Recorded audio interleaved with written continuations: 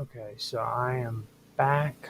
I'm testing everything out, see what's going on here, find out if we've got everything going. Um, Hopefully, we do. Yeah, YouTube is going to be an issue. I'm having some issues with getting YouTube straightened out on Rumble. Um,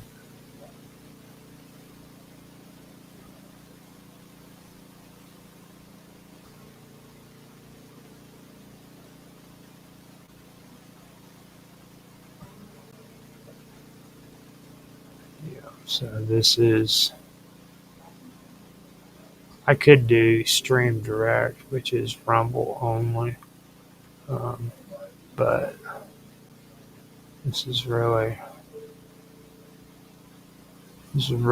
getting annoying,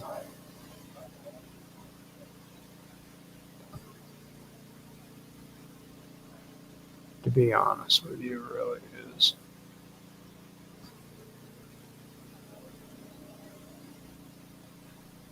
Let me back out of here and see what's going on.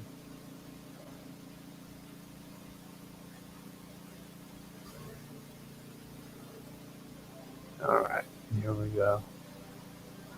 Delete the old one. I was in the old one, and it had set up another freaking WoW Talk. So it is on the channel. It's just a different stream apparently. So we've got it.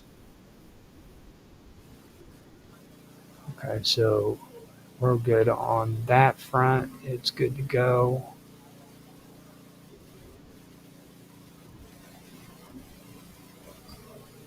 Um, it sounded good on the old stream for X, but that's not the one now.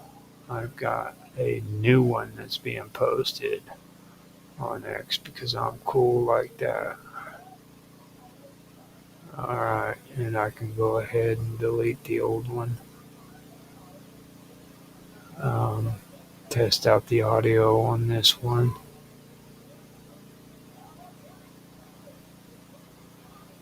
Let's see what's going on. Now D Live has the stream up. I can see that, but it froze in place. So I'm going to hit refresh on D Live and X, kind of get things going. Okay, now it sounds good on Twitch.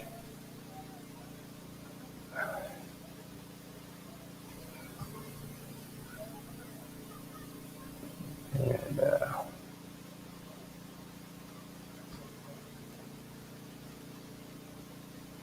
we go. Yeah, we got it. We got it hooked up. So it looks good. Um,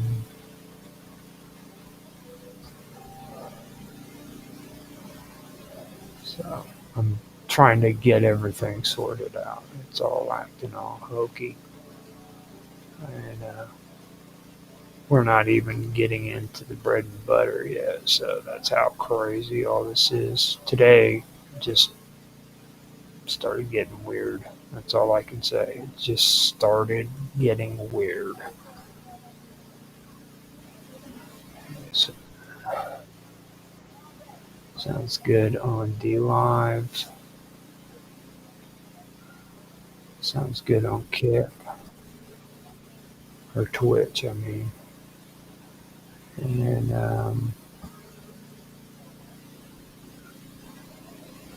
okay, Kick is up and going. X looks like it's up and going, I believe. Let me hear what they. And X sounds good too. So we have everything ready to go. So that being said, I'm gonna step away for a second. I'm gonna make put a song on that way you guys can have something cool to listen to. I was going to just get right into this show, but that was a little bit exhausting. So what I'm gonna do is I'm gonna do another one of Robot songs, and let's see. He's got a lot of cool stuff. So let me see. I'm going to do actually. I can do this one. I'm gonna do Echoes of Dusk. This is mine. So no, actually these are only 2 minutes long. I want to put something on there. Celestial Blueprints is 4 minutes, so I'll put that one in. I could do Echoes of Atlantis, but I'm gonna do Celestial.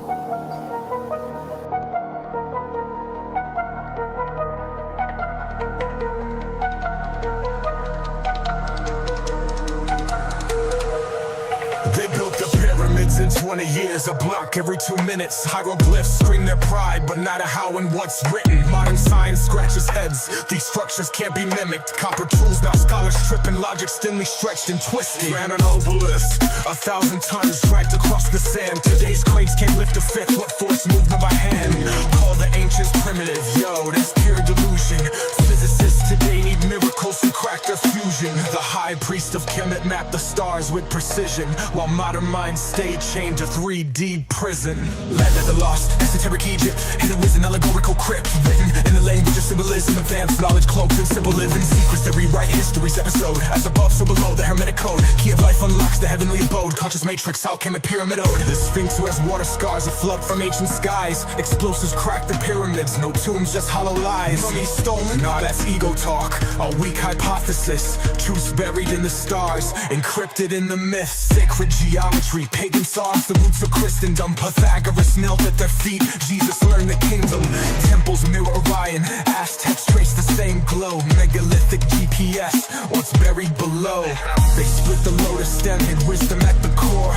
Solomon's temple, just a copy of what came before. Land of the lost, esoteric Egypt, hidden wisdom, allegorical crypts. Written in the language of symbolism, advanced knowledge cloaked in simple living. Secrets that rewrite history's episode. As above, so below, the hermetic code. Key of life unlocks the heavenly abode. Conscious matrix, alchemy pyramid ode. Irons and gold, alchemy's flame, they mastered the unseen. Telekinetic levitation, Mars dust in their genes. Critics laugh, aliens but the proof's in the plasma. Why is the Dogon tribe no serious? Was a binary drama. Myths and metaphors, the truth's too bright to hold. Scattered in ruins worldwide, a map etched in gold.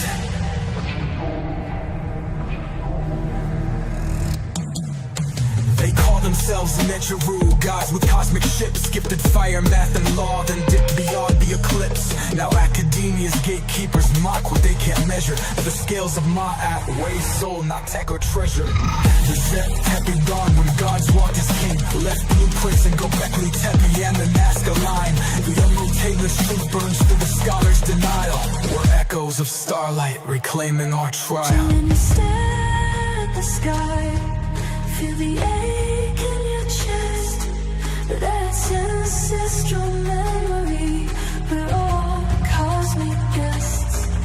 The pyramids on the hill, rising cold and divine. As above, so below, till the world's realigned. Land of the lost, esoteric Egypt. Keeps the spiral eternity.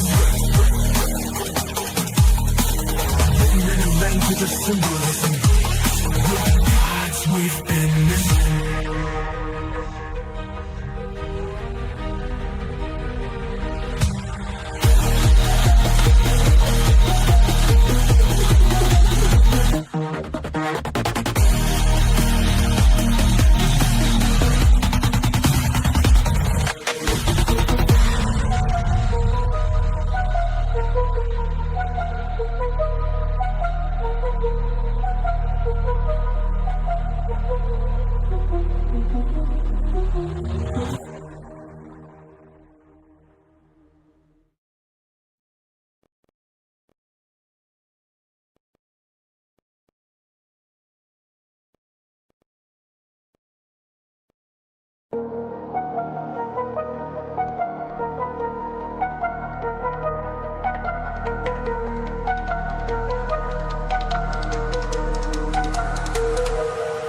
They built the pyramids in 20 years, a block every 2 minutes. Hieroglyphs scream their pride, but not a how and what's written. Modern science scratches heads, these structures can't be mimicked. Copper tools, now scholars tripping, logic thinly stretched and twisted. Ran an obelisk, 1,000 tons dragged across the sand. Today's crates can't lift a fifth, what force moved them by hand? Call the ancients primitive, yo, that's pure delusion. Physicists today need miracles to crack their fusion. The high priest of Kemet mapped the stars with precision, while modern minds stay chained to 3D prison. Land of the lost, esoteric Egypt, hidden was an allegorical crypt, written in the language of symbolism, advanced knowledge cloaked in simple living. Secrets that rewrite history's episode, as above so below, the hermetic code. Key of life unlocks the heavenly abode, conscious matrix, how came a pyramid ode? The sphinx who has water scars, a flood from ancient skies. Explosives crack the pyramids, no tombs, just hollow lies. Money stolen? Nah, that's ego talk, a weak hypothesis. Truths buried in the stars, encrypted in the myths. Sacred geometry, pagan songs, the roots of Christendom. Pythagoras knelt at their feet, Jesus learned the kingdom. Temples mirror Orion, Aztecs trace the same glow. Megalithic GPS, what's buried below. They split the lotus stem, hid wisdom at the core. Solomon's temple, just a copy of what came before. Land of the lost, esoteric Egypt, hidden wisdom, allegorical crypts. Written in the language of symbolism, advanced knowledge cloaked in simple living. Secrets that rewrite history's episode, as above so below, the hermetic code. Key of life unlocks the heavenly abode, conscious matrix, alchemy pyramid ode. Iron to gold, alchemy's flame, they mastered the unseen. Telekinetic levitation, Mars dust in their genes. Critics laugh, aliens hat, but the proof's in the plasma. Why is the Dogon tribe no serious? Was a binary drama. Myths and metaphors, the truth's too bright to hold. Scattered in ruins worldwide, a map etched in gold.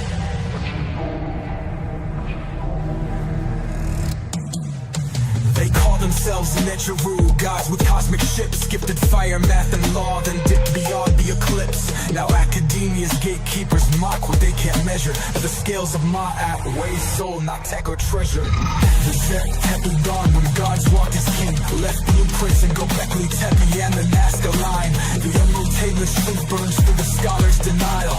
We're echoes of starlight reclaiming our trial. When you stare at the sky, feel the ache in your chest. That's ancestral memory. We're all cosmic guests. The pyramids hold a hand, rise a cold and divine.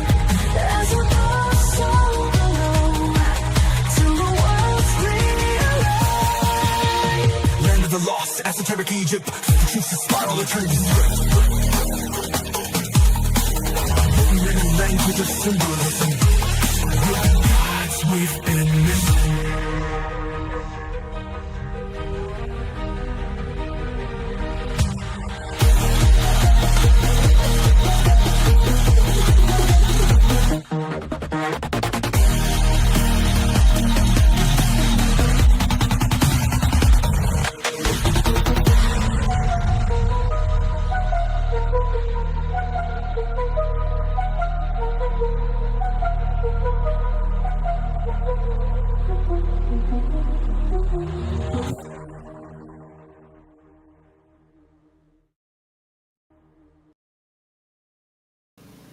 Okay, I am back. Now, before I do get started and everything, there is one thing that I wanted to do because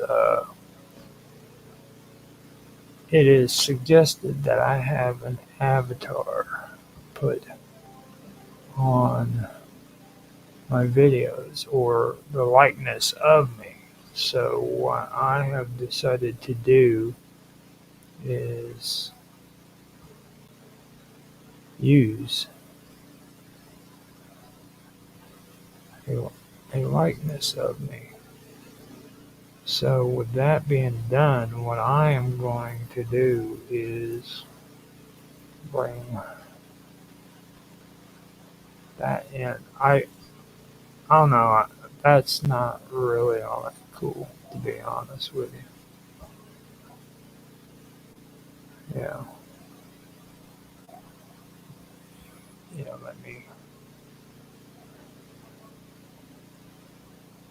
Yeah, that's not going to do it. Yeah. Well, I will figure something out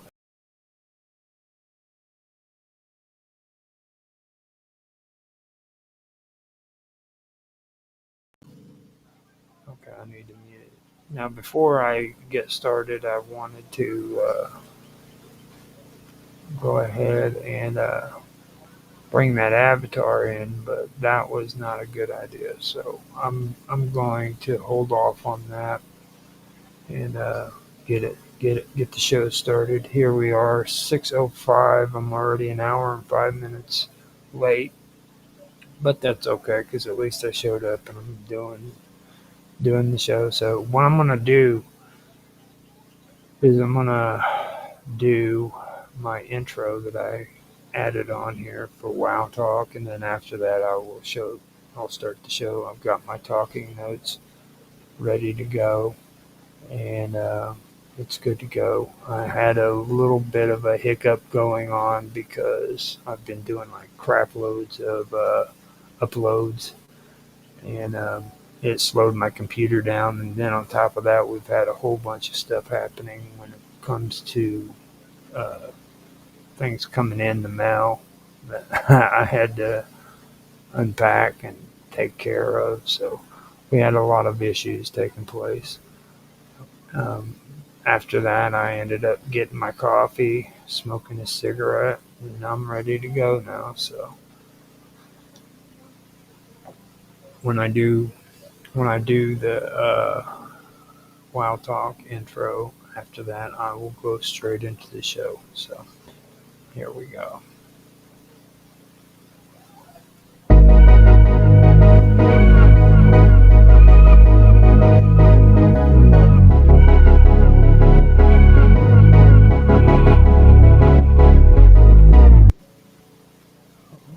Hi, hello everybody, and welcome back to Wow Talk. Today is going to be, it's going to have a good topic on it. I ended up getting something that was given to me as a PDF.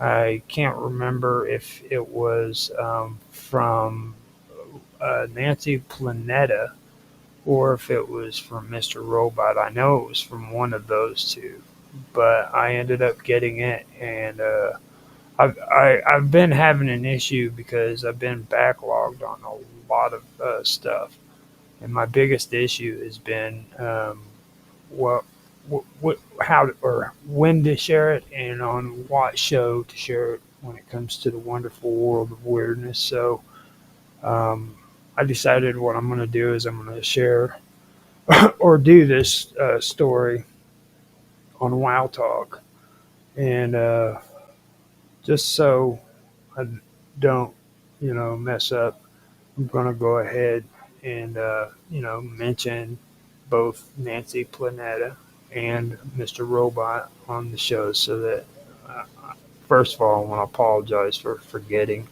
which one of you sent this PDF to me. But with that being said, at least I did mention you, and as well as that, I want to put it out there to everybody. If you want to check out Nancy Planetta, you can find her on uh, Vixen's Vault, and that's on Dragus Production, which you can usually find streaming on Wednesdays, which is tonight, or on Sundays.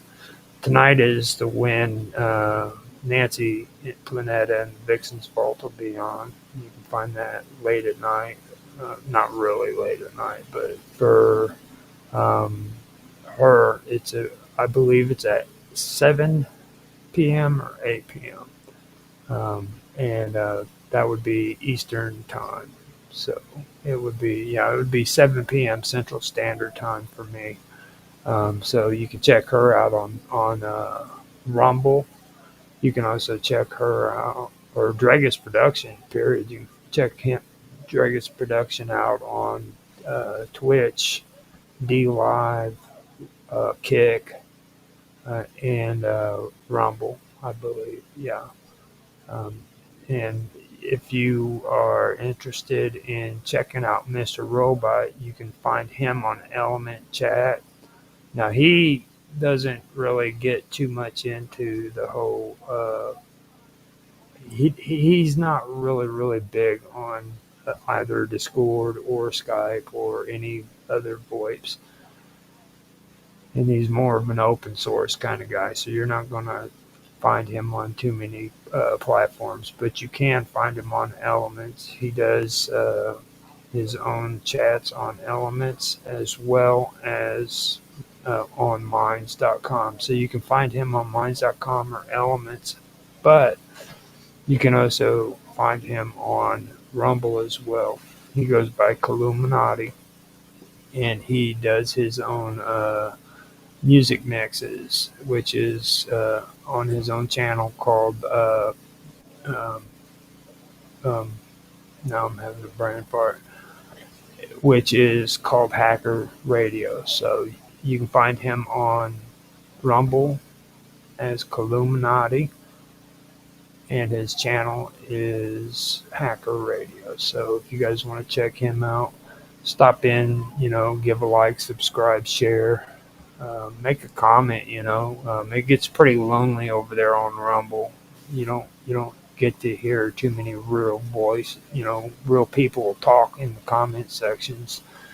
So it's nice, to actually have somebody that you can put a put put put a comment to, a like, you know what I mean? So reach out to him, say something nice about his music if you enjoy his music, and like and subscribe if you can. Give him some support if you like the music that you've heard so far. That's who I've been using when it comes to the music you're hearing on the shows. So just doing a little shout out for him, and Nancy Planetta too. She has a really, really good show. You guys need to check it out. Dragus Production does have some pretty good shows as well, so you might want to stick around and check out all of what they have to offer on Dragus Productions too. So without all of that banter, I am going to go ahead and get right into the show. So last week I told you that this week my topic is going to be John Lear, and that's what it's going to be. I didn't change my mind. So today I am going to talk about the UFO cover-up, which was by John Lear, and this concerns aliens at Area 51. Maybe not. We don't know. But that's what the topic's going to be about. So after I drink my coffee, I'm going to start doing the reading, and we'll get on to it, on with the show. So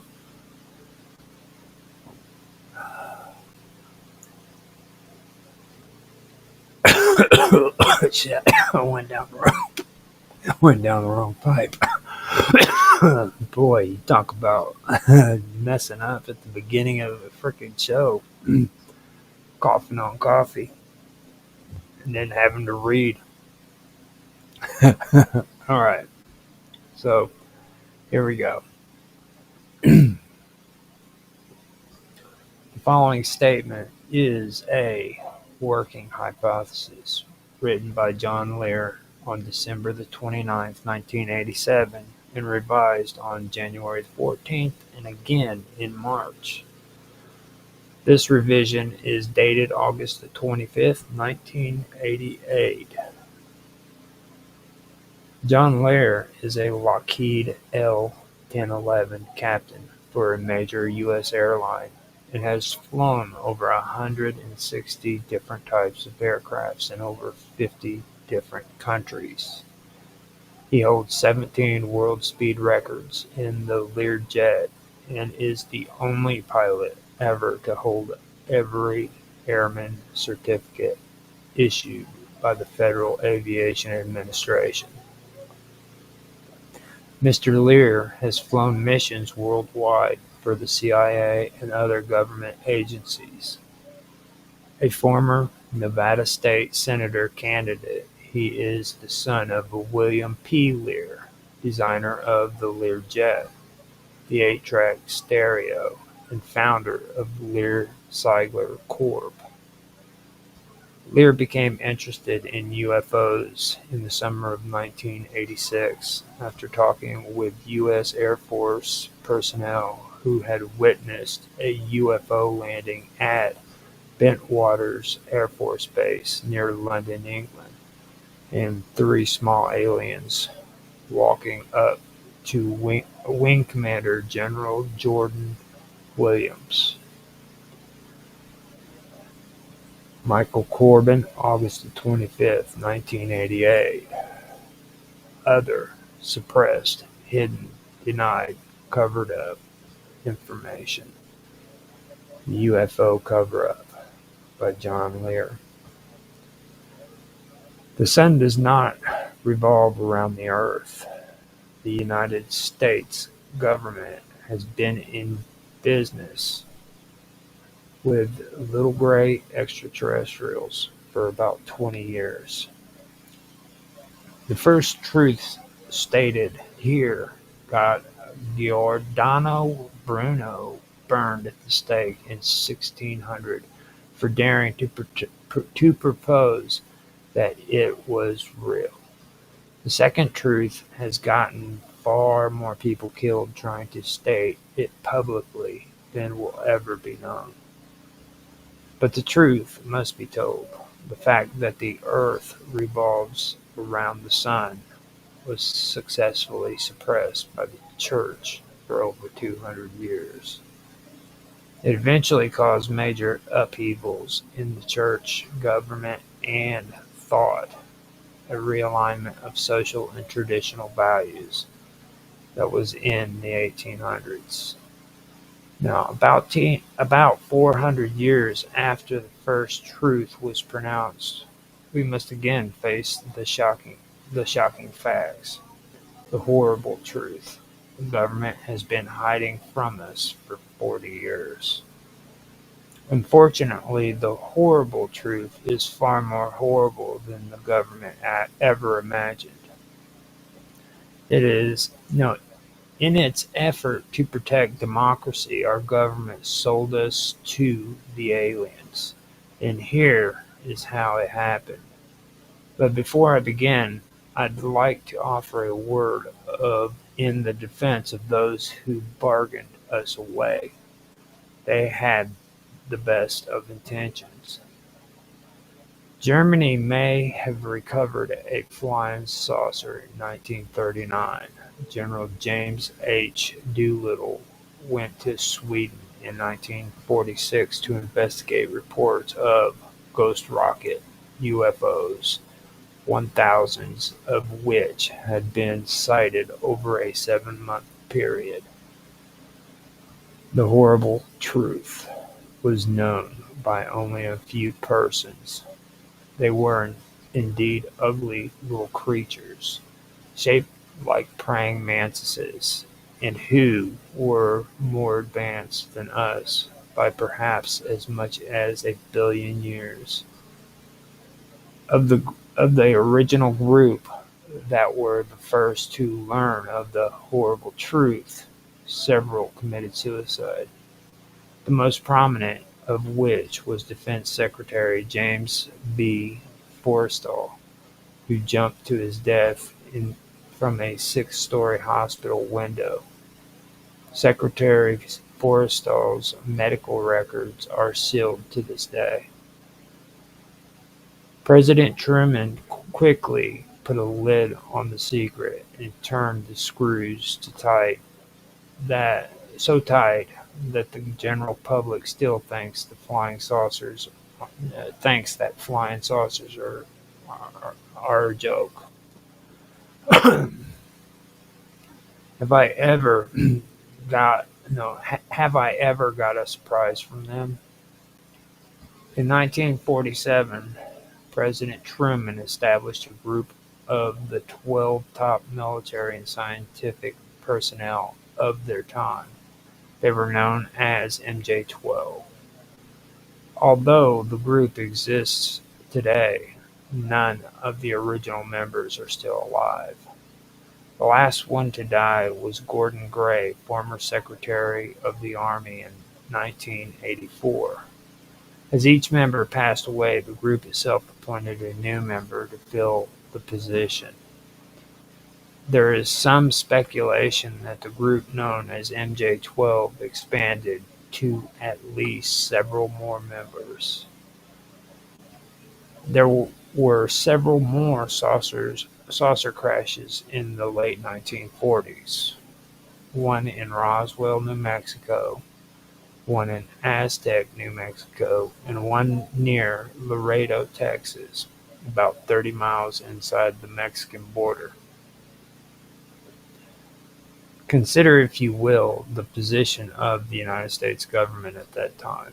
They proudly thought of themselves as the most powerful nation on Earth, having recently produced the atomic bomb, an achievement of stupendous, uh, an achievement so stupendous that it would take Russians 4 years to catch up, and only with the help of traitors to democracy. They had built a jet aircraft that had exceeded the speed of sound in flight. They had built jet bombers with intercontinental range that could carry weapons of enormous destruction.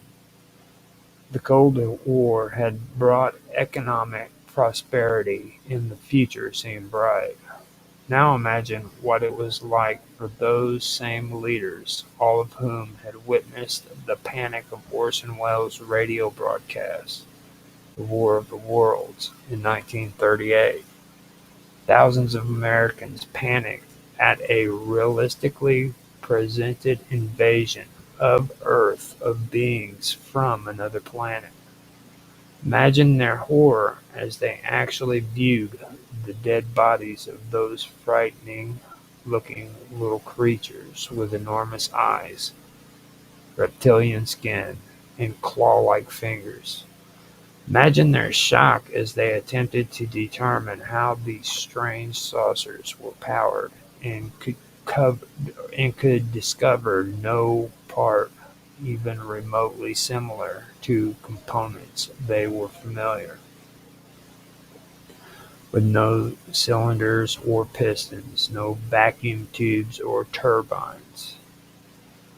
The stories are legendary of transporting crash saucers over long distances, moving only at night, purchasing complete farms, slashing through forests, blocking major highways, sometimes driving two and three lowboys in tandem with an extraterrestrial load 100 feet in diameter.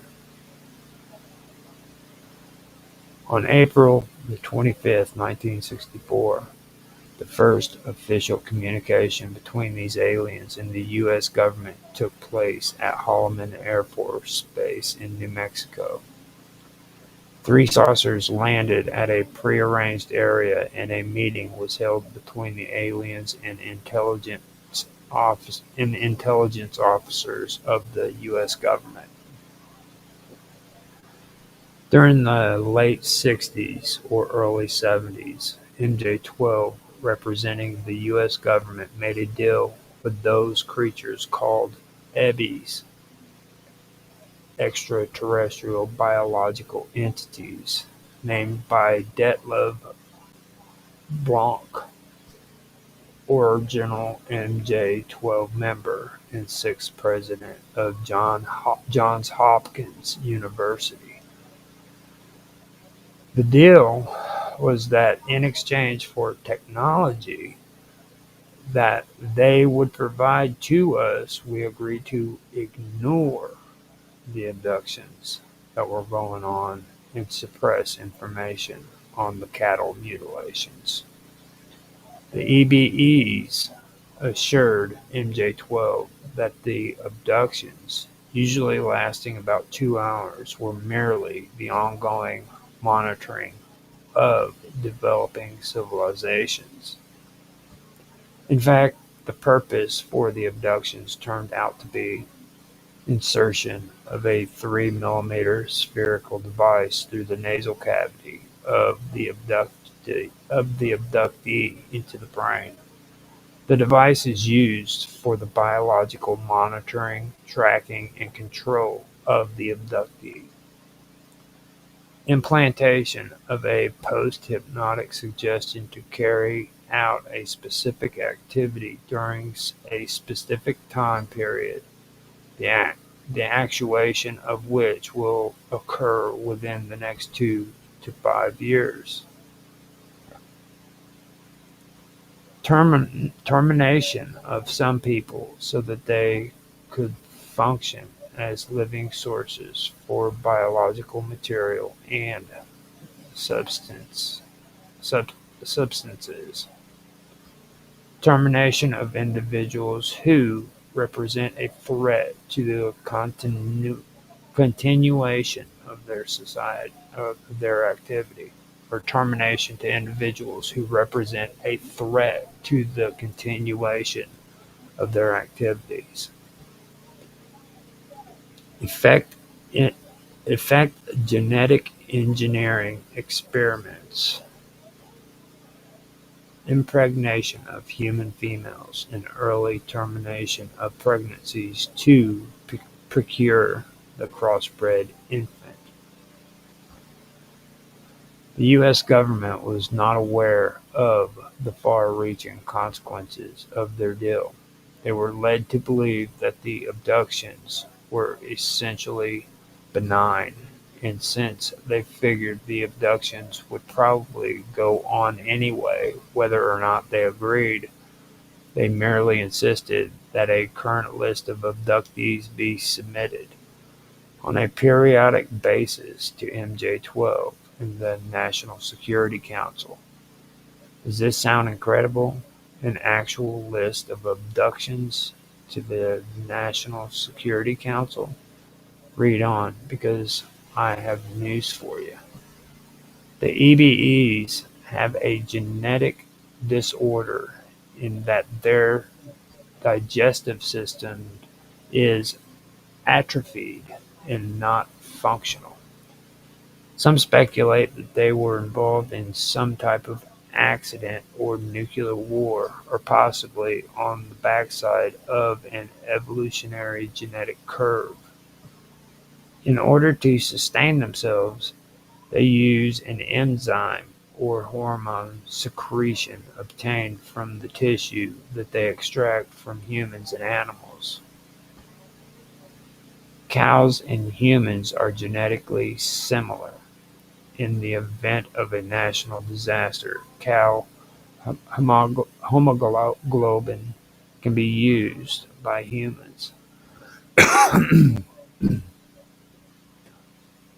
The secretion obtained are then mixed with hydrogen peroxide and applied on the skin by spreading or dipping part of their bodies in the solution. The body absorbs the solution, then excretes the waste back through the skin. The cattle mutilations that were prevalent throughout the period of 1973 to 1983 and publicly noted through newspapers and magazine stories, and included in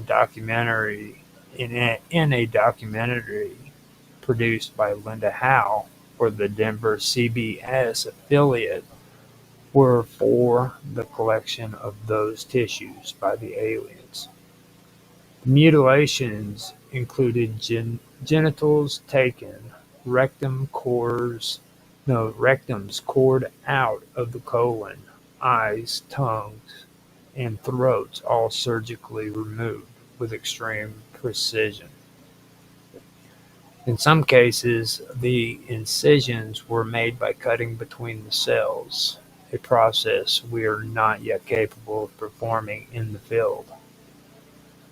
In many of the mutilations, there was no blood found at all in the carcasses, yet there was no vascular collapses of the internal organs. This has been also noted in the human mutilations, one of which was Sergeant Jonathan P. Luoti.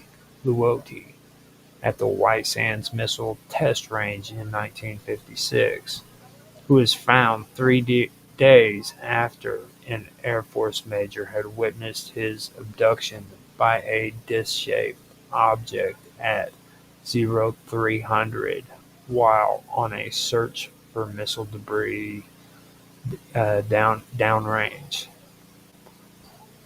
His genitals had been removed, rectum cored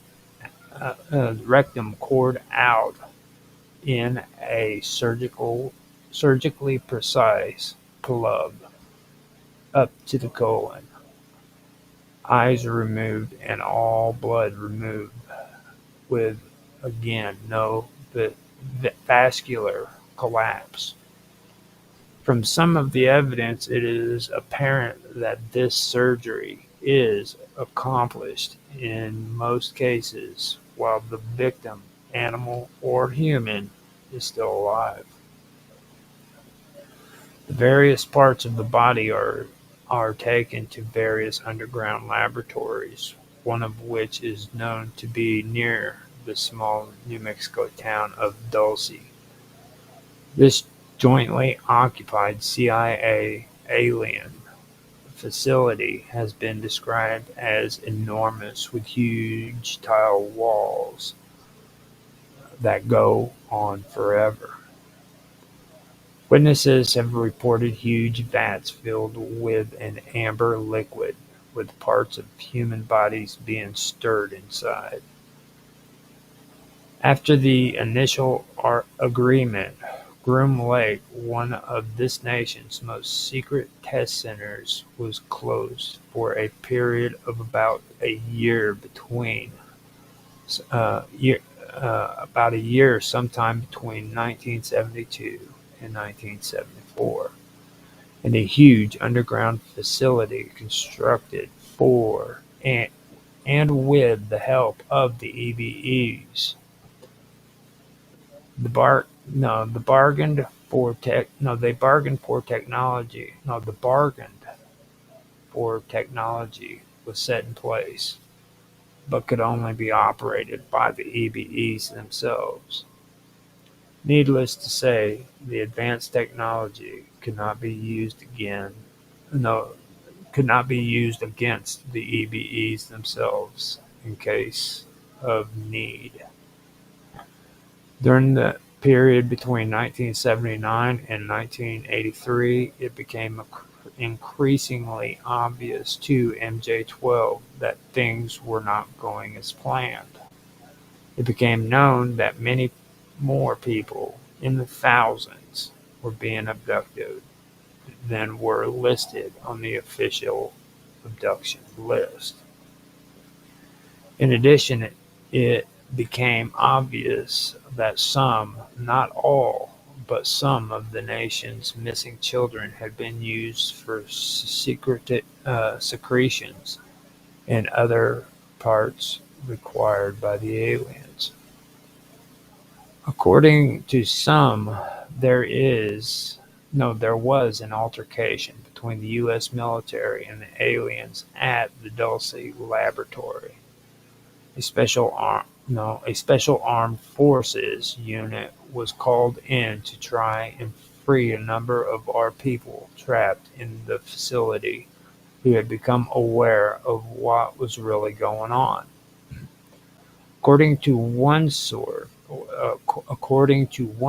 66 of the soldiers were killed in the effort, and our people were not freed.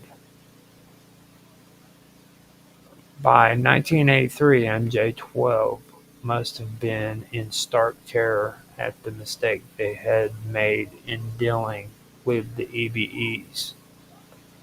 They had subtly influenced through Dr. Hynek, formerly with the Blue Book Project, who had allegedly broken ties with the Air Force in the 60s, but who in reality continued to be their informant in his cover capacity of director of the Center for UFO Studies, Close Encounters of the Third Kind, and ET. Now admitted by some members of MJ-12 to have been a drastic mistake. To get the public used to odd-looking aliens that were compassionate, benevolent, and very much our space brothers. MJ-12 had, in effect, sold the EBEs to the public, and were now faced with the fact that quite the opposite was true.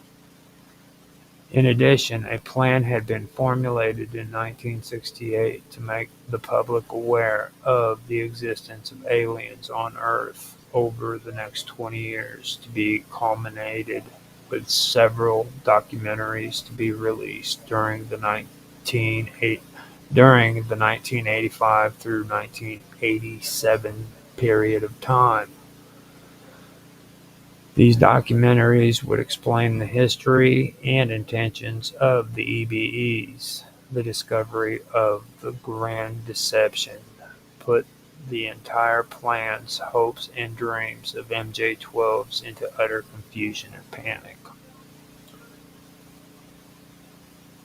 Meeting at the country club, a remote lodge with a private golf course, comfortable sleeping and working quarters, and its own private airstrip built by and exclusively for the members of MJ-12. It was a functional fight of what to do now. Part of MJ-12, which had now become military top-heavy, wanted to confess the whole scheme in shambles it had become to the public, beg their forgiveness, and ask for their support. The other part, in majority, of MJ-12 argued that there was no way they could do that the situation was untenable, and there was no use in exciting the public with the horrible truth, and that the best plan was to continue the development of a weapon or plan of containment that could be used against the EVEs under the guise of SDI, the so-called Strategic Defense Initiative, which had nothing whatsoever to do with a defense for inbound Russian nuclear missiles. In fact, the real definition of purpose for SDI reads: the plotting, tracking, and acquisition of articles in deep space. As these words are being written, Dr. Edward Teller, father of the H-bomb, is personally in the nuclear test tunnels of the Nevada test site, driving his work and associates, in the words of one, like a man possessed. And when he should be, he should be, for Dr. Teller is a member of MJ-12, along with Dr. Kissinger, Admiral Bobby Inman, Lou Allen, to name a few members of MJ-12. Before the Grand Deception was discovered, and according to a meticulous plan of release of information to the public, several documentaries and videotapes were made. William Moore, a Burbank, California-based UFO researcher who wrote Roswell Incident, a book published in 1980 that detailed the crash, recovery, and subsequent cover-up of a UFO with 4 alien bodies, has a videotape of 2 newsmen interviewing a military officer associated with MJ-12. This military officer answers questions relating to the history of MJ-12 and the cover-up the history of MJ-12 and the cover-up and recovery of a number of flying saucers and the existence of a live alien, one of three living aliens captured and designated or named IBE-1, IBE-2, and IBE-3, being held in a facility designated as YY-2 at Los Alamos, New Mexico. The only other facility of this type which is electromagnetically secured is at Edwards Air Force Base in Mojave, California. The officer names names, as previously mentioned, plus a few others: Harold Brown, Richard Helms, General Vernon Walters, and Dr. Theodore von Karman, to name a few of the current and past members of MJ-12. The officer also relates the fact that the EBEs claim to have created Christ. The EBEs have a type of recording device that has recorded all of Earth's history and can display it in the form of a hologram. This hologram can be filmed, but because of the way holograms work, does not come out very clear on movie film or videotape. The crucifixion of Christ on the Mount of Olives has allegedly been put on film to show the public. The EBEs claim to have created Christ, which, in view of the Grand Deception, could be an effort to disrupt traditional values for undetermined reasons. Another videotape allegedly in existence is an interview with an EBE. Since EBEs communicate telepathically, an Air Force colonel serves as an interpreter. Just before the recent stock market crash, several newsmen, including Bill Moore, had been invited to Washington, D.C. to personally film the EBE in a similar type interview and distribute the film to the public. Apparently, because of the market crash, it was felt the timing was not propitious. In any case, it certainly seems like an odd method to inform the public of extraterrestrials, but it would be in keeping with the actions of a panicking organization who at this point in time didn't know which way to turn. Moore is also in possession of more Aquarius documents, a few pages of which leaked out several years ago. The detailed and super-secret NSA project, which had been denied by them until just recently. In a letter to Senator John Glenn, NSA's Director of Policy, Julia B. Wetzel, wrote, "Apparently there is or was an Air Force project by the name Aquarius, which dealt with UFOs. Coincidentally, there is also an NSA project by that name. NSA's Project Aquarius deals specifically with the communications with aliens, the EBEs.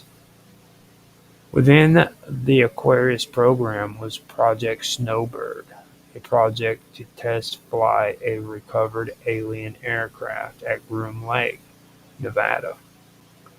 This project continues today at that location. In the words of an individual who works at Groom Lake, our people are much better at taking things apart than they are at putting them back together.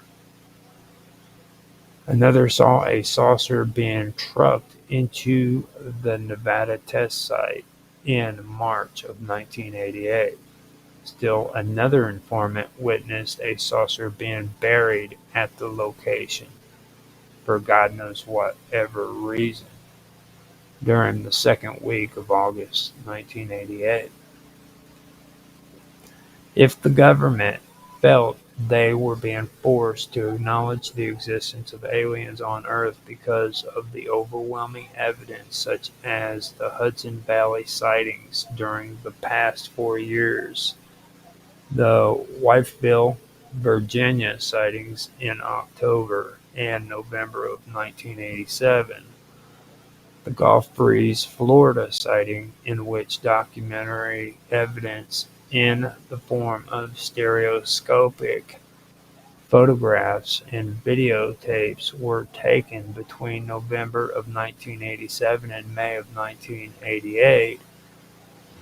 the Lake the Lake Superior sightings of 1987 and the sightings in and around Las Vegas, Nevada, and the Nevada test site, and taking into consideration the grand deception and obviously hostile intent of the EBEs, it might be expedient for MJ12 to admit to the EBEs, but conceal the information on the mutilations and abductions of humans and animals.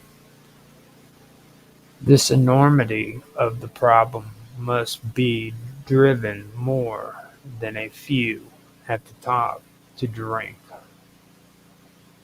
But what about the rest of us? Most of those reporting sightings are being viciously ridiculed by government-sponsored debunkers such as Philip Klass, former avionics editor of Aviation Week and Space Technology, NASA scientist James Oberg, and a host of others. When the truth does emerge, if it ever does, how is this shabby, dishonest treatment of totally sane, normal, and patriotic citizens going to be justified? Now you ask, why haven't I heard about any of this? Who do you think you would hear it from? Dan Rather? Tom Brokaw? Sam Donaldson? Wrong. These people just read the news. They don't find it. They have ladies that call and interview witnesses and verify statements on stories coming over the wire, either AP or UPI. It's not like Dan Rather would go down to Whiteville, Virginia, and dig into why there were 4,000 reports of sightings in October and November of 1987. Better that Tom Brokaw or someone else should risk their credibility on this type of story. Tom Brokaw? Tom wants Sam Donaldson to risk his credibility. No one, but no one, is going to risk their reputation on such outlandish ideas, regardless of how many people report sightings of 900-foot objects running them off the road. In the case of Whiteville, Virginia sightings, dozens of vans with NASA lettered on the side failed to interest newsmen, and those that asked questions were informed that NASA was doing a weather survey. Well, then you ask, what about our scientists? What about Carl Sagan, Isaac Asimov, Arthur C. Clarke? Wouldn't they have known? If Carl Sagan knows, then he is committing a great fraud through the solicitation of memberships in the Planetary Society to search for extraterrestrial intelligence. Another charade into which the U.S. government dumps millions of dollars every year is the radio telescope in Arecibo, Puerto Rico, operated by Cornell University with, guess who, Carl Sagan. Cornell University is ostensibly searching for signals from outer space, a sign, maybe, that somebody is out there. It's hard to believe that relatively intelligent astronomers like Sagan could be so stupid.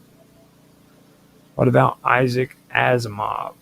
Surely the most prolific science fiction writer of all times would have guessed by now that there must be an enormous cover-up.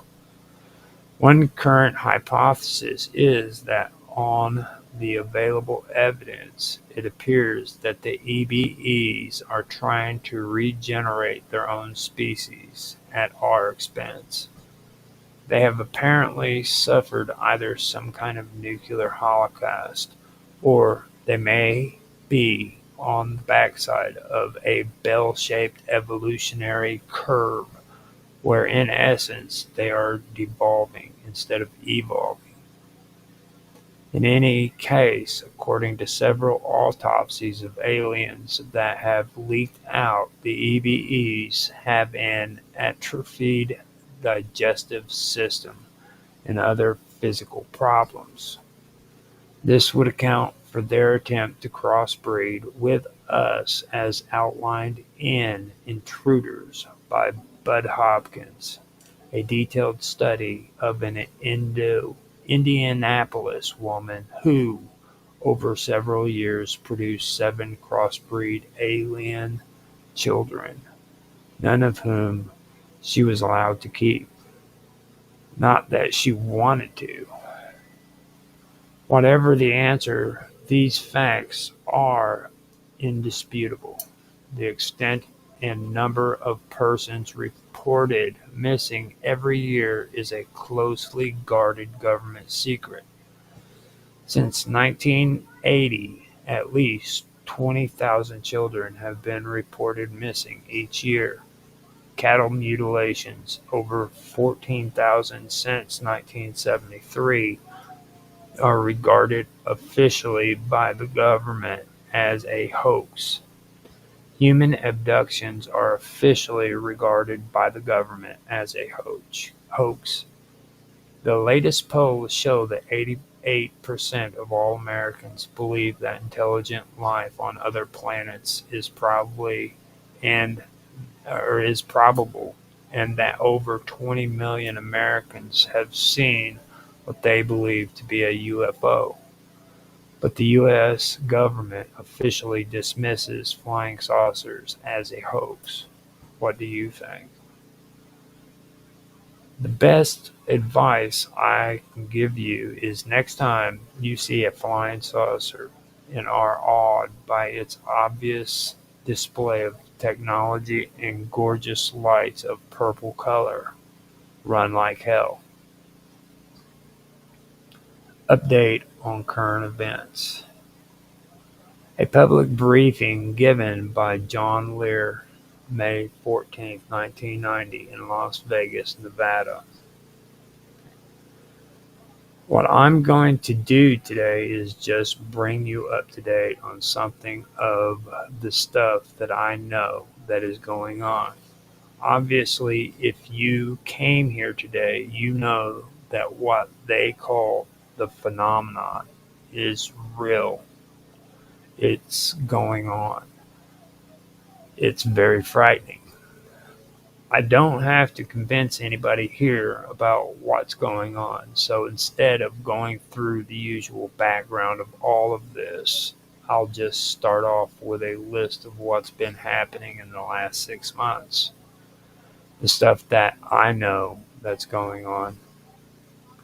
To start with, I'd like to start with the issue of missing children. If anyone was at the Bud Hopkins talk at the Spring Valley Library, you will remember that Bud has always made a point of saying, "My field is abductions. That's all I do. I don't go into any of the other research. I'm not qualified in it. I have done the research, and so I haven't done the research, and so I just stick with abductions."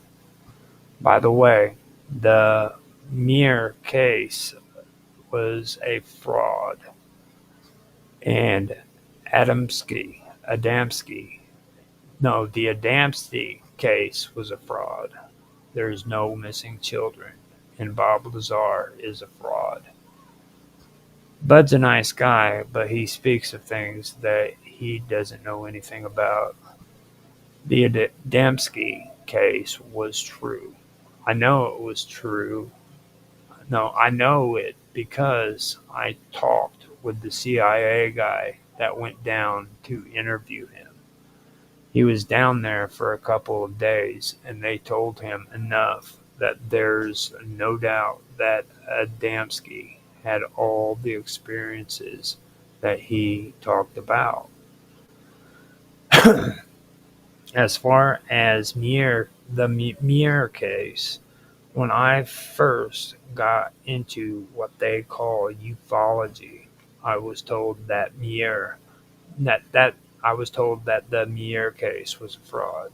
The pictures were faked, etc. I really believe that. And on one of the first George Knapp interviews that I did, I said that the Muir case was a fraud. After about a year, I started checking around to make sure I was on firm ground. I called all the guys I knew in the field and asked them what their best evidence was that Muir was a fraud. They would say things like, somebody else said that. Then you trace it further, and no one seemed to know who was the one that started it. There was a lot of talk that the photos were hoaxed and that he had models in his garage. The bottom line is that there was no evidence that it was a fraud. In fact, Lazar worked on a machine identical to one of the craft in the Muir photos. As far as Lazar is concerned, Hopkins said, "Don't believe what government scientists tell you." I have been involved in the Lazar case for about 2 years, and there's no question in my mind that everything he says happened up there actually happened. There are a number of things that happened to him that we're not telling no that we're not telling the public, and with good reason. First of all, they wouldn't believe it. Secondly, it would not really add too much more to the case. Bud was on a little shaky ground there. As far as the missing children issue is concerned, no one raised their hands, and he said, no, as far as the missing children issue is concerned, Hopkins, in order to provide his case, looked around the audience at the Spring Valley Library, over 250 people, and asked, "Does anybody here know of a missing child?" Of course, no one raised their hand, and he said, "I'll rest my case." That's patently ridiculous. There are quite a number of missing children. There's an interesting book out called A Good Night's Story. I heard about it from Bob Oichler, head of the MUFON section of Maryland, and the story is printed like a children's book, and it's about children being adopted. Copies are going into every library and school. It has nothing to do with aliens or anything. But if children or but if child abduction is not a big problem, why the wide distribution of the book? There is a telephone number that you can call in to order the book, which is 1-800-444-BLUE. I don't know what's behind it. I'd like to talk a little bit about Dulcie. The question is this true? Does Dulcie exist? I like to have 4 independent confirmations about whatever I look into. The 4th confirmation came in several months ago from an aerospace engineer who worked for the Air Force, mainly in designing aircraft and rockets. He was deeply involved in the space shuttle program. He said yes, that in fact he had been at Dulcie, that it exists. He visited the facility for something other than genetic engineering. The name that he knew it by was Section B, so Dulcie does exist. About 6 months ago, Gabe Valdez's brother found some of the above ground ventilation shafts for the base on the top of Mount Acheleta. They were going to wait until the snow clears, which is just about now, before attempting to investigating further. I understand that the ducts were rectangular, horizontal, and about 30 feet wide. One of the guys that worked on the mirror video did some very sophisticated frequency analysis of the area, and he said whatever is under there puts out energy of a city the size of New York. There's just all kinds of stuff going on under there. That's the update on Dulcie. Now, right now, I am going to have to mute out and go to the restroom. I will be right back to read the ending of this, and I'll be back. Just hold on a minute, just real quick. This is an emergency. So.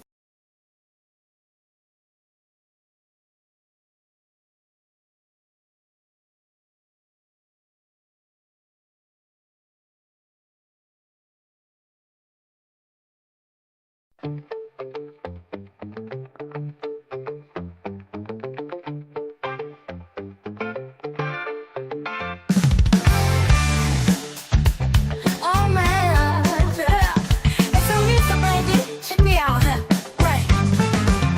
Hey, I keep it moving, coming right into the prime time. I do not think I belong on the sideline. Oh, you don't like my style? Okay, likewise. Hit me bye. Do not try to cross me if you're in your right mind. See me shine bright, shining like a supernova, lighting up the night sky. Put me in the limelight, like-minded people stay connected like I'm Wi-Fi. Only pushing bangers like it is my 9-5. No, I'm never lazy when I write rhymes. People give me high fives. Always deliver, cause that is my style. So what you know about it? Think that you can do it like I doubt it. Yeah.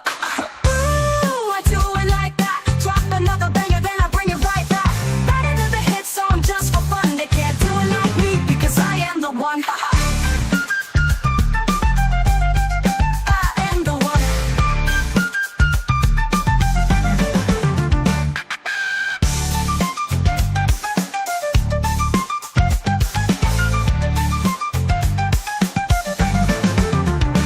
So come along as I show the people how it's done. I don't want a lot, I just want to be the number one. I'm coming from places I do not belong. Rise against the wind, never lazy, keep on going strong. I don't know, it just happens like that. Can drop a bad song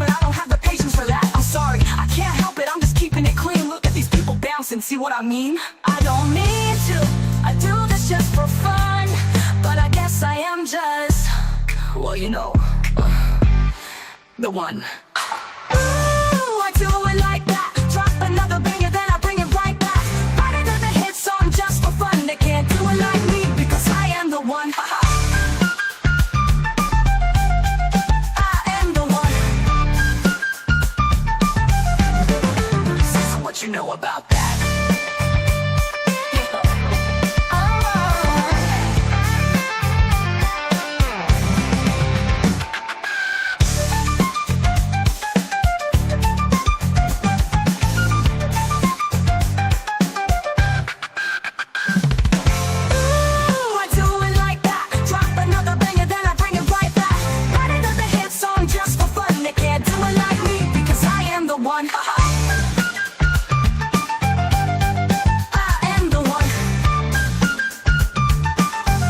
You know about that. Bow.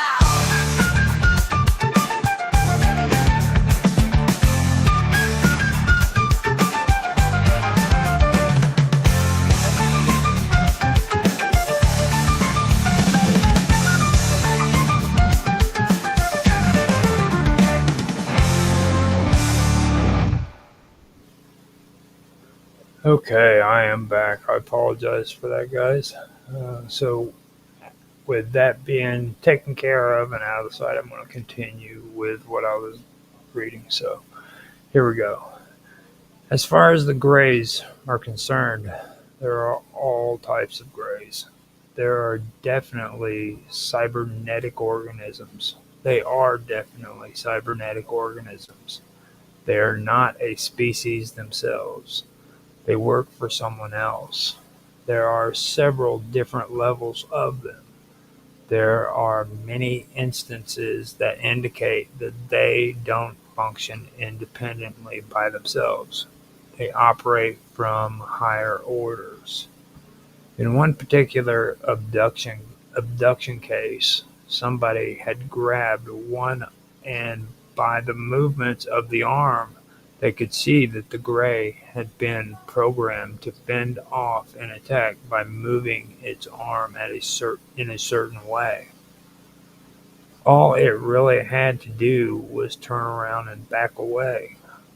It points out that they are being programmed.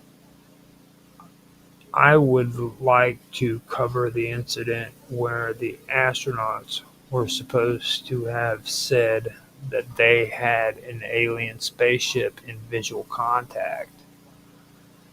Apparently, after very thorough research by Bob Euskler and his group in Maryland, it turns out that this transmission was sent from a 12 square mile area, which included CIA headquarters and the NSA facility at Fort George Meade. Apparently, it was a test of some kind to see if the public would bite. I really don't know what it was, but that's the area that it was sent from. It was a very sophisticated transmission. It was Blaha's voice, but it was not coming from the Discovery. I thought that was interesting. I would like to briefly talk about Bill Cooper. George Knapp did a very brutal 20 minutes about Cooper. There are a number of things that are very suspicious about Bill, but I would like to tell you that I believe that Bill Cooper did have access to information in 1973 when he was in the Navy, and that the information did include some information about some of the dealings with the aliens. It was my understanding when I first met Bill that when he was stationed at Pearl Harbor, he had the key to a classified area. He would go in there at night and read some of these briefings. That's what he told me. Later on, he started saying that he was part of an intelligence briefing team. I don't think he was. At least that's not what he told me. Also, in the beginning, he limited his verification of what I was saying by saying, look, I can only support 50% of what you're saying. It later becomes a 150%. Nothing is black or white. It's all shades of gray. Cooper did have access to some information in 1973, but not as much as he would like you to believe he did. You can take that for what it's worth. He has done some very strange things. He has threatened me on at least 4 occasions. I think that I'm with the no, he thinks that I'm with the agency and involved in disinformation so that's his deal. The other day, a guy came up to my house who was out in the forest with Charles Holt the very first night of the Bentwaters incident that something landed. Okay. There was a rectangular object that landed, and he actually jumped on top of it. He said he could look down inside the object. He has never made any public statement at all. I never thought that I would ever get to meet him. He did in fact confirm that the incident did in fact happen. As far as an update on AIDS uh, in concerned, no, no, in as far as the update on AIDS is concerned, AIDS was developed by the Navy in 1972. The specific doctor that developed it was a doctor by the name of R.M. Donner.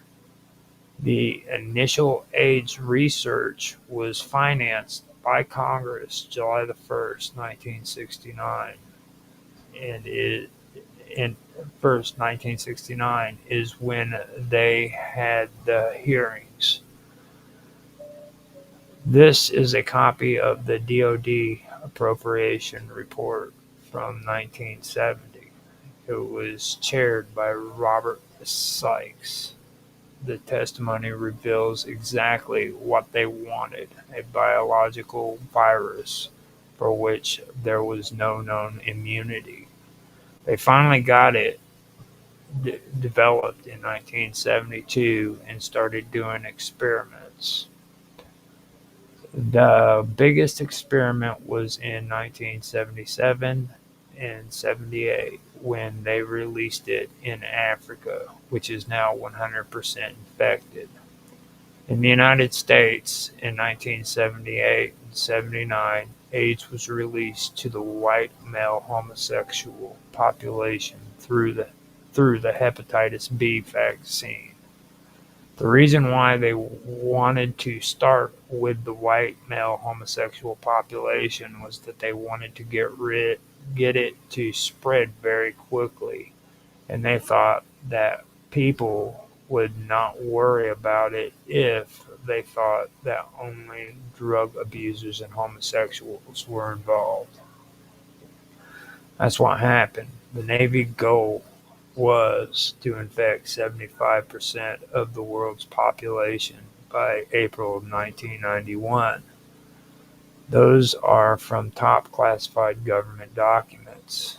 What's interesting is that by the present rate of infection, 75% of the population will not be infected by April 91, by the April 91 target.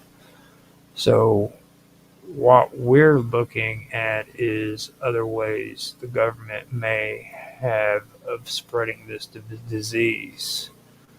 I am kind of happy I don't live in California where those helicopters are flying up and down spraying for the med flies. Whitley Strieber. I heard the other day that he's become a recluse, that he's destroyed emotionally, but the reception of the communion in his second book, Majestic, even though it's an excellent book, I would recommend it to anyone who wants a good outline of what the government did in 1941 when they recovered the saucer at Roswell. It's an excellent book. One of the interesting things about the book is the two autopsy reports in the back. They are absolutely the truth. I don't know where he got those. The original reports about the two aliens. Whitley used to call me all the time in the middle of the night and chat for 2 or 3 hours up until about a year ago. A little more about Bob Osler. Osler has done a lot of research in the Chesapeake Bay area. There's really something big going on there. Basically, it appears that the HQ of MJ12 is back on Kent Island or somewhere back there. A lot of EMP research and engineering is going on. A lot of underground activity, all kinds of stuff. What's interesting is that about a year ago he ran into Admiral Inman, who is supposedly one of the MJ12 members. Bob stopped him and asked to be put in touch with somebody in MJ12. Inman took Bob's card and looked at him with kind of a half smile and said, "Let me see what I can do."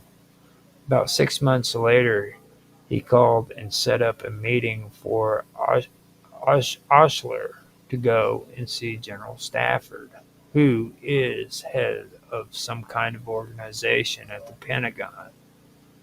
Eichler went to see him and went down some ramps under the Pentagon and into this one corridor where he was required to walk through what he thought was a metal detector.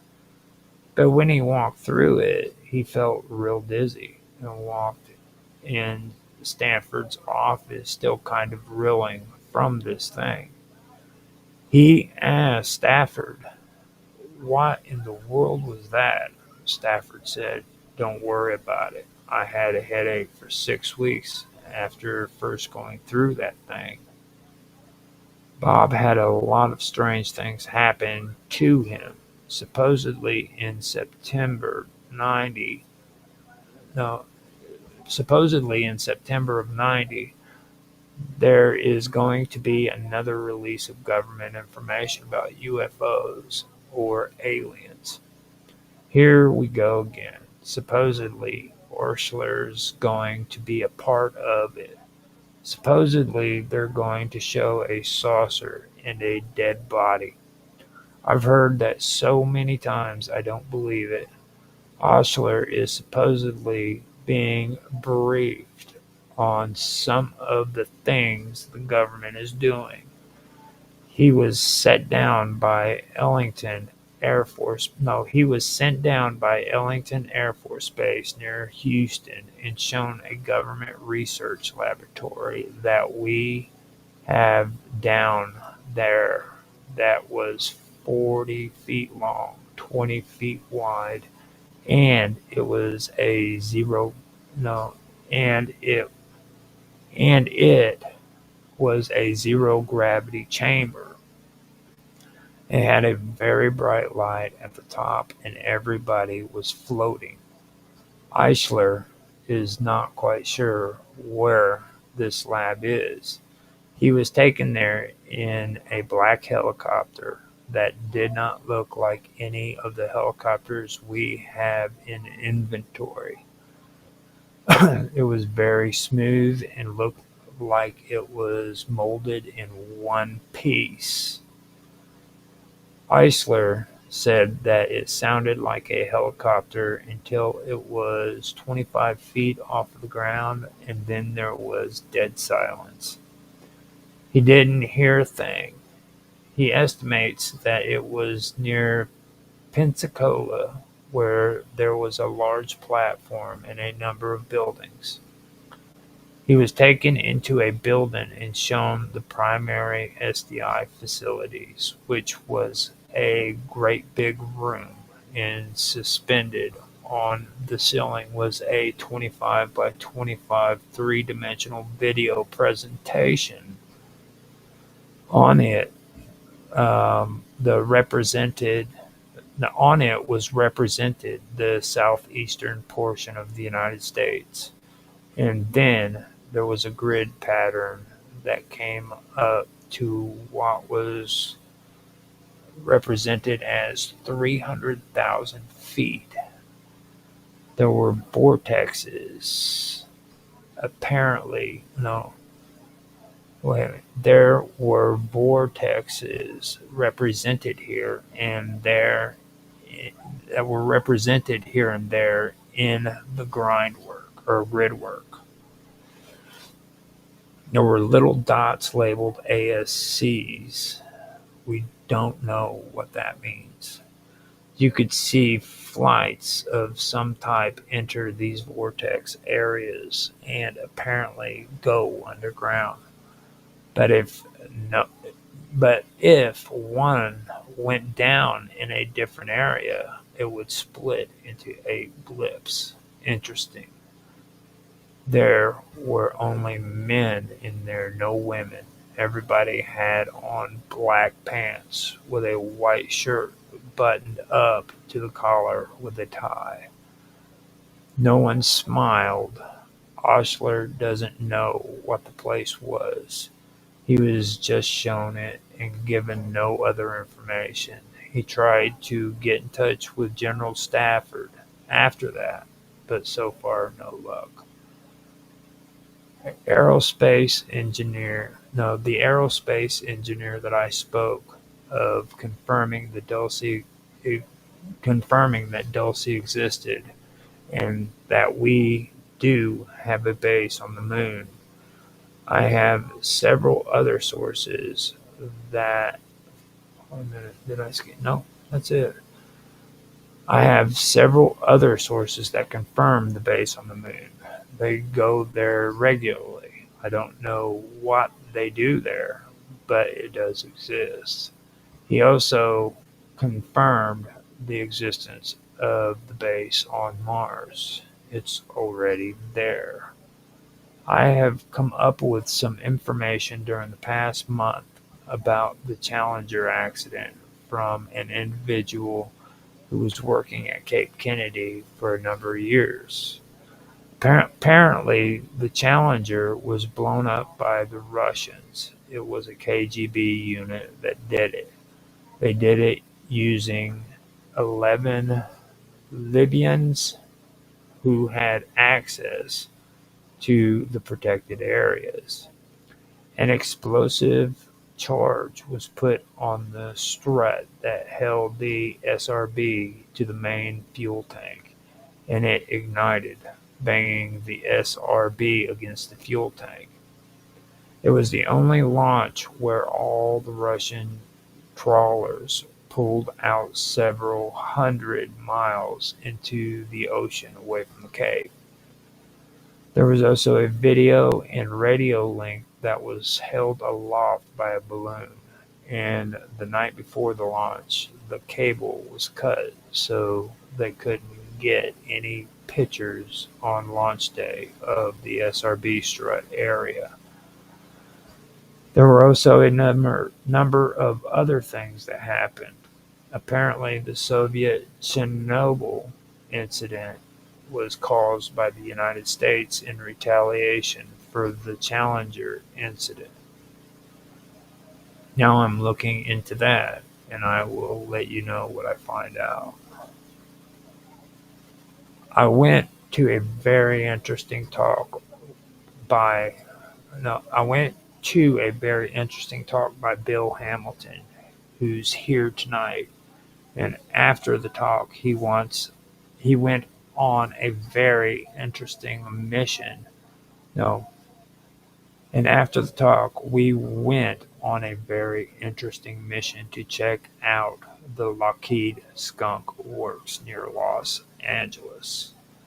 This skunk works has done a lot of secret work, as you've read in the papers. They're moving Lockheed to Georgia to do a lot of work down there. They're also closing down the plant at Burbank, saying that they're going to move it to Palmdale. But we think they're moving operations to the Tehachapi Mountains area, where there already is an underground facility in the western portion of the Antelope Valley. There was a lot of activity going on there. We think that saucer craft are being produced at this underground facility using other types of technology. Bill is here today to bring the information that the siloed doors at this so-called Tehachapi Ranch has been seen to open and a saucer-shaped craft has flown out of it. I would have liked to have been, or I would have liked to have seen that Sunday night. The other day, I was over, no, the other day I was over at Bob Lazar's house and we were looking through a classified book of nuclear bomb technologies up until 1960. And we were discussing how many bombs have been exploded in space. Up until 1960, there were at least four. The first one was in August of 1958 and was called Teak. It was a hydrogen bomb, exploded 252,000 feet over Johnston Island. What's interesting about this is that I don't think we had that kind of capability in those days of launching things like that. I took out my Janes, all the world's spacecrafts, all the world's spacecraft, and went back and found out that after Sputnik was launched, we had, as far as the public was concerned, quite an effort to get something up there ourselves. That was the Redstone and Vanguard rockets. It turns out that the first launch was successful, but every one after that failed. We just couldn't get anything off the ground. All that stuff was just a ruse because a year later we were launching hydrogen bombs over Johnston Island that weighed 2 tons. The public was told that we couldn't even get a 3-pound object into space. Apparently, there was a classified launch facility in the Pacific. With regards to the South African incident, it appears that it was a hoax perpetuated by James Van Grunen, who has a history of hoaxes. We don't know what the final outcome was. Van Gruden even offered one producer a chance to meet an alien from the Space Council. This producer contacted me and I told him to check Van Grunen's background. I got a call from Linda Howe a couple of days ago, and she told me that there was a discussion by Vice President Quell about reorienting the SDI toward shooting down an incoming asteroid. And that it was in a paper. She supposed No, she's supposed to send me the article. What is interesting is that we've heard this story for the last 2 or 3 years about an incoming asteroid. It's obvious under intelligent control. No, it's obviously under intelligent control. It's putting out radio emissions. Supposedly, it's on the edge of the solar system now, heading this way.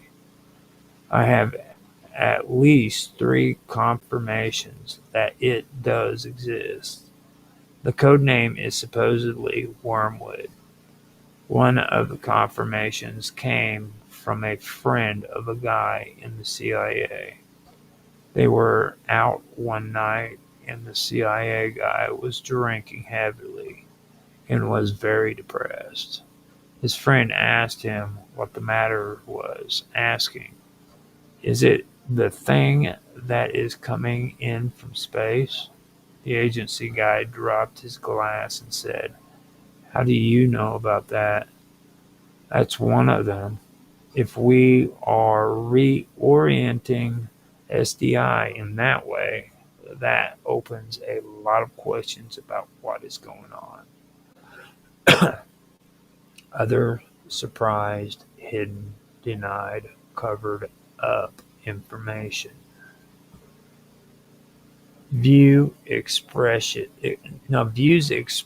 do not necessarily reflect those of the all-seeing eye, research, and news. We are not responsible for the content of any of the external sites that we link to, including sponsors, and therefore the content is not necessarily endorsed by us. The same goes for me, guys. I'm just putting it out there. So that is the end of that reading. I hope you guys did enjoy it. I don't believe in doing those freaky endings where I say we do not support or deny any claims made, blah blah blah. Fuck it, dude. You know what I mean? I'm probably going to get in trouble for mentioning the whole thing about AIDS. So, I mean, who gives a shit? You know what I mean? But I hope you did enjoy what I read there. It's interesting. So for me, it is. It's very interesting. I've heard conflicting stories when it comes to um, this guy. You know what I mean? John Lear is a very controversial person when it comes to um, the ufology world. He's been around for quite a long time. So if you guys ever get interested and you're wanting to find out more about ufology and the things that have gone on in the ufologist community since back in the 80s, John Lear would be the kind of person that you'd want to research into and find some of the information that he talks about. So you can find him anywhere. Just type him into the search engine. You know what I mean? You'll find it everywhere. So with that, I'd like to thank anybody and everybody who has actually watched the stream. If you enjoyed, please like, subscribe, share, make comments, give some feedback. I'd love to hear what you have to say. We are streaming on Rumble, X, DLive, Twitter, Twitch, formerly X, formerly Twitter, Twitch, Kick, and YouTube. And we will be back next week with another episode. I do not know off the top of my head what that topic's going to be. So I will keep in touch with you. I also want to say that I'm probably going to be backing off on doing some WOW talks. I have been doing them regularly, but I might start doing some extra streams to um, take the place of WOW talk every once in a while. Um, but don't worry, there will be something streamed at this time on Wednesday nights. So, with that being said, again, thank you guys for watching, and hope you have a good night. Bye.